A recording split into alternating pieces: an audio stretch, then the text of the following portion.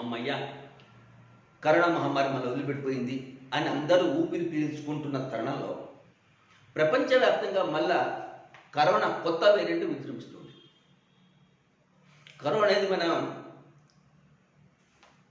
ఈ కరోనా కొత్త వేరియంట్ ప్రస్తుతం ప్రపంచవ్యాప్తంగా అన్ని దేశాల్లోనూ వ్యాపిస్తుంది. ఒక్క నెల రోజుల వ్యవధిలోనే దాదాపు 52% పెరిగినాయట కరోనా కేసులు.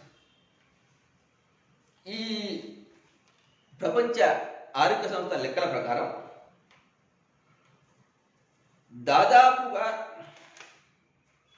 8.5 లక్షల మంది ఈ కరోనా బారిన పడ్డారు. అందులో 1.8 లక్షల మంది ప్రస్తుతం ఆసుపత్రుల్లో ఉంటే 1600 మంది పరిస్థితి విషమంగా ఉందని ఈ అంటే WHO నివేదికలు స్పష్టం చేస్తున్నాయి. దాదాపు ప్రపంచవ్యాప్తంగా దాదాపు 77 కోట్ల మందికి సోకిందంటున్నారు. ఇకపోతే 70 లక్షల మంది మరణించునని చెప్తున్నారు.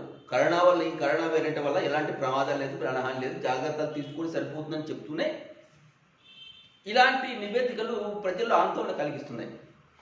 కాకపోతే ఏంటంటే ఈ కరోనా సోకిన ఎక్కువ కూడా 10 సంవత్సరాల లోపు వాళ్ళు, 60 వృద్ధులు, ప్లస్ గర్భిణీ స్త్రీలు, ఏమైనా శ్వాసకోశ సంబంధ వ్యాధులు ఉన్న వాళ్ళు, దీర్ఘకాలిక వ్యాధులు ఉన్న వాళ్ళకి మాత్రమే ప్రస్తుతం ఈ కరోనా కాస్త ఎఫెక్ట్ ఎక్కువ చూపిస్తుంది.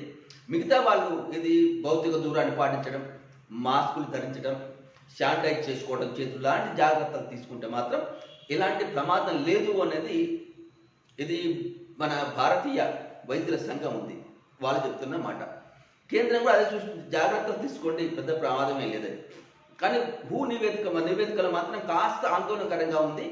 దాన్ని పట్టుకుని ఇది ప్యానిక్ కావాల్సిన అవసరం లేదు.